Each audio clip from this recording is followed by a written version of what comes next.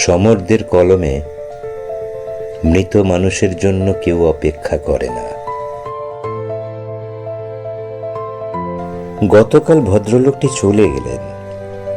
শেষ দিকে একবার বলেছিলেন নিউ টাউনে মেয়ের কাছে চলে যাবেন। একসময় আর্মি অফিসার, আদ্যপ্রান্ত পেটানো শরীর, নিয়মের বাইরে অনিয়ম একদম নাপসন্দ। ভালোই ছিলেন, হঠাৎ কেমন মন মরা হয়ে গেলেন। কেন হলেন এমন মানুষ? খুব চাপা স্বভাবের, মনের ভেতরে যেমন মন থাকে, কিংবা চুপ কথার মধ্যেও অনেক কথা, ঠিক তেমন।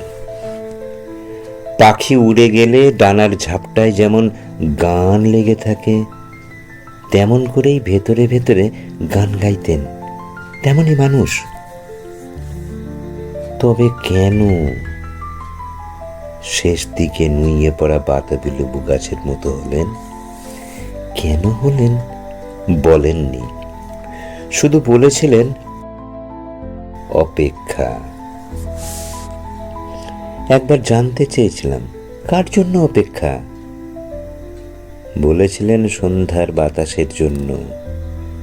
মাঝে মাঝেই রবি ঠাকুরের একটি গানের কলি উচ্চারণ করতেন, যে পথ দিয়ে চলে গেলি সে পথ এখন ভুলে গেলি রে। তারপরে হঠাৎই বলতেন, জানো আমার না সন্ধ্যের বাতাস খুব ভালো লাগে। আর স্মিত হেসে বলেছিলেন, গাছে ফল ধরলে গাছ এমনিতেই নুইয়ে পড়ে। টিপটপ পোশাক পরা যার শখ, সে সব শেষ দিকে প্রায় উধাও। জানতে চেয়েছিলাম, বলেছিলেন যে মেয়ের কাছে চলে যাবেন তার কি হলো?